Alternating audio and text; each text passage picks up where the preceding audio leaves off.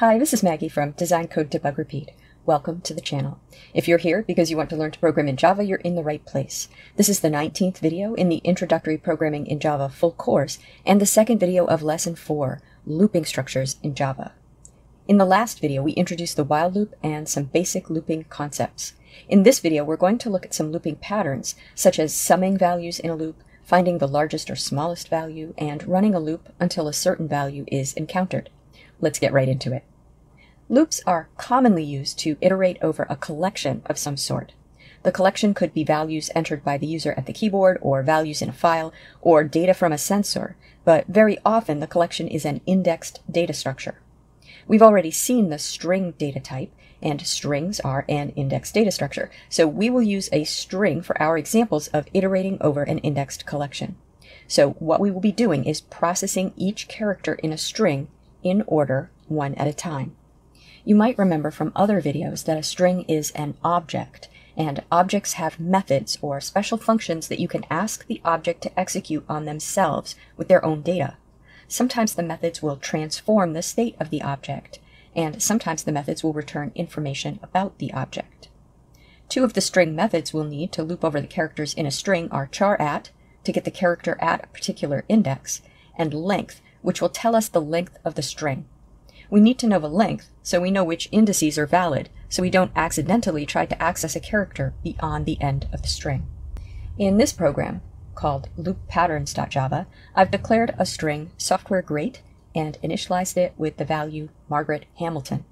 I chose Margaret Hamilton because she was a groundbreaking computer scientist who worked for MIT and whose team was contracted by NASA to write the Apollo program's guidance system. This is a picture of her from the MIT Museum standing next to the code, which is almost as tall as she is, printed out. There's a link to that code on GitHub, by the way, in this article.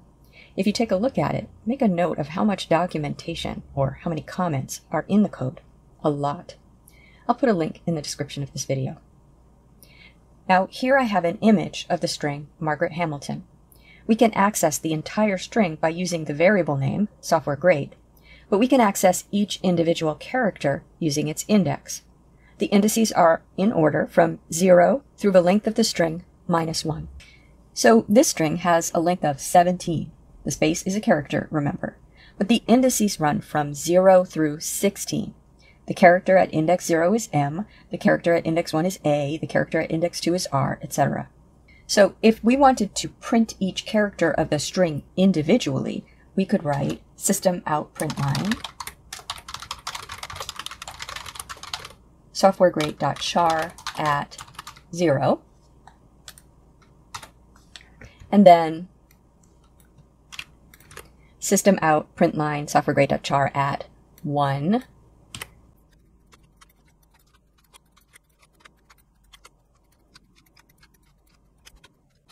etc., up until char at 16, which is the n in Hamilton. But the better way to do this is with a loop. If we do this with a sufficiently general loop, our loop will work on any string of any size. Now, if you're designing this loop, you could write I equals 0, while I less than 17, and then in the loop, print softwaregreat.char at I. But to have this work on any string of any length, it's much better to write while I less than softwaregreat.length and get the length from the string. That way it will be 17 for this string, but it would be 5 for the string hello, for example, and 11 for the string hello world. A string always can return its own length, so asking the string its length using the length method makes the loop more general, such that it will work with any string. So to write this loop, we'll need a loop control variable, something in the test of the loop. Sometimes you need to add a variable to your program just to control a loop. Quite often, in fact. We've seen a lot of variables that relate to the problem, inputs, and the result of calculations and outputs. But we haven't seen a lot of variables that we use simply to control how the program executes. The only ones we've seen so far are Boolean flags.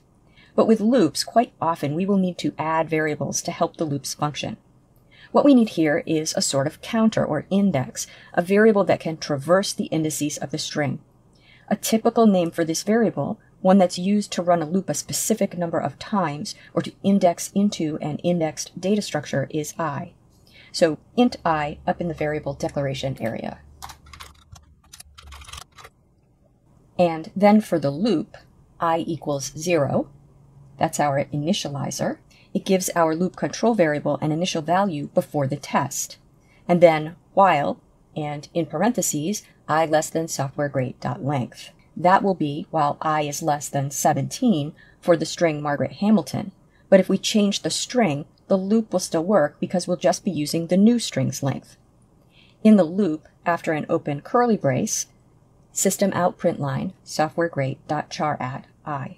So the first time through the loop, I is 0, and softwaregrade.char@ I will be M. And then we'll need to make sure the next time through the loop, I is 1. So let's add 1 to I at the end of the loop. That's our updater. I'm going to show you a shortcut for that. I++. The ++ is called the increment operator, and it automatically adds 1 to the variable before ++. And then close curly brace. That's it. We start I off at 0, so the first time through the loop we print the first character. And then we increment it to 1, go up to the top of the loop. That's less than 17, so we go in and print A. Then increment to 2, go up to the top of the loop, print R, etc., until we finally print the N in Hamilton and increment I to 17. 17 is not less than 17, so the loop ends. I'll just run it to illustrate.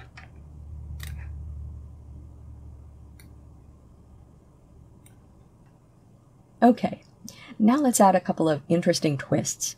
Suppose we want to know how many lowercase a's are in our string. This is a way to count anything at all, but we'll just count lowercase a's. To do that, we'll need a variable to keep track of the count.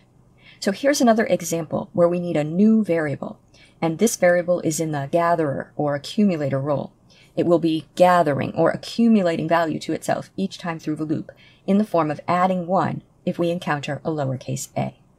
I'll add it in the variable section. I'll call it acount of type integer. We'll want to give that an initial value of 0. This variable will hold the total number of lowercase a's so far as we examine each value in the string. So before we start, that number is 0 because we haven't examined the string yet. And then in the loop, we'll check if the letter we're currently on is A, and if it is, we'll add 1 to the count. So I'll write if softwaregrade.char@I equals A, open curly brace, acount ++, semicolon, close curly brace. Remember, ++ is a shortcut for adding 1 to a variable. So every time we visit a character that's a lowercase a, we'll add 1 to our acount. Let's print the acount once the loop is over and run the program.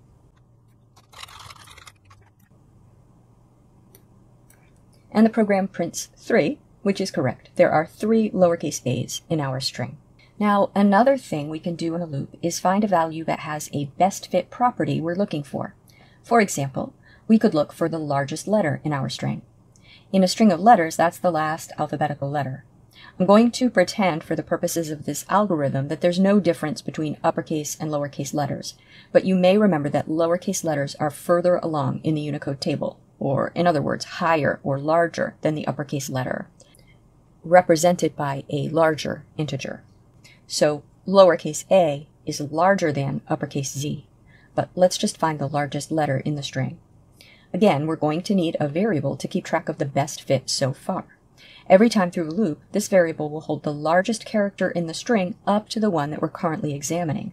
Let's call that big letter of type char, and we'll need to give it an initial value. We can start it off at softwaregrade.char@0.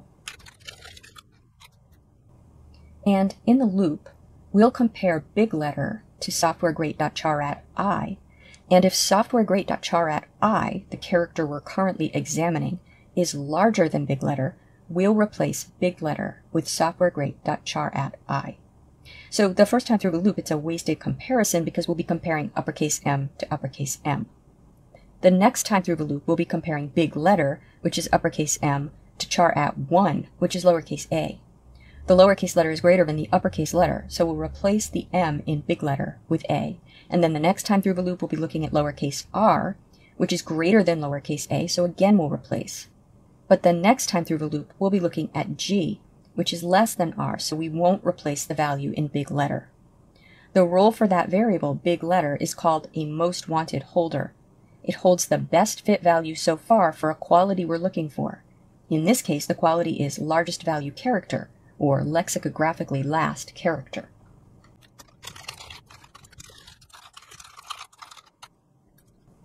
If we print it at the end of the loop and run the program, we see that the largest character in our string is lowercase t. So we've seen three patterns, really. We've seen a stepper or counter, a variable that takes on a predictable sequence of values as the loop executes. That's I, which we use to iterate through the values in our string in order. It's always one more than the last time through the loop. And we've seen an accumulator pattern, a way to process each value each time through the loop by accumulating its value into a variable. And we've seen the most wanted holder pattern, a variable that holds the best fit so far as we go through a loop for a property of interest to us. I want to show you one other pattern with loops, and that's a sentinel pattern. I'm going to comment out this code we wrote so it doesn't execute by selecting it and choosing toggle comment from the source menu. Now, a sentinel loop is a loop that processes data until a certain value is reached. For example, a loop that processes characters in a text file until the character it's processing is the end of file marker, signifying the end of the data. Or a loop that obtains data from the user at the console until the user enters a sentinel value like Q for quit or -1 in a stream of positive integers. The sentinel value has to be special. It can't be a value that's present in the data. For example, if we're processing human ages, the sentinel value shouldn't be 5 because 5 is a valid human age, but it can be -1 because that's not a human age. So, sticking with our string processing format here, let's imagine we have a string which consists of part of a DNA sequence, and when it's done, a Q. I'll create an example of such a string. String DNA sample equals GAATGTCCTTQ. Q is a good letter to use for the sentinel value because the only values in a DNA sequence should be A, C, G, or T. Any other character could be a sentinel. Now we will need our I variable to index into our string, but for this loop, I won't be controlling the loop. So int I equals 0 in the variable declaration area. In a sentinel loop, we process elements until we reach the sentinel. So to do that, we need to start by getting the first element. So in other words, the variable we're using to hold the data is going to be controlling the loop. We don't use a separate variable to control the loop.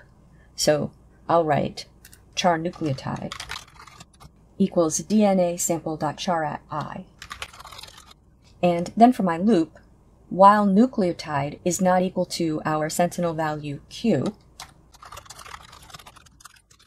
and then open curly brace. So let's just print the value. So we'll write system out println nucleotide. And then at the end of the loop, we'll need an updater. Think about that for a minute.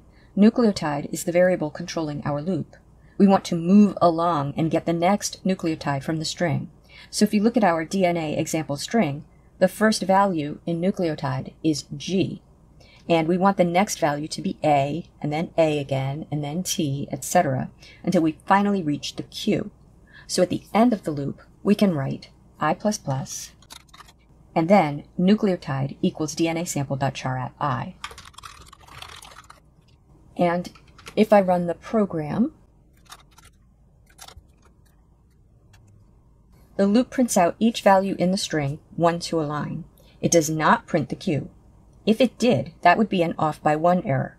It's very common to accidentally write a sentinel-controlled loop that processes the sentinel value.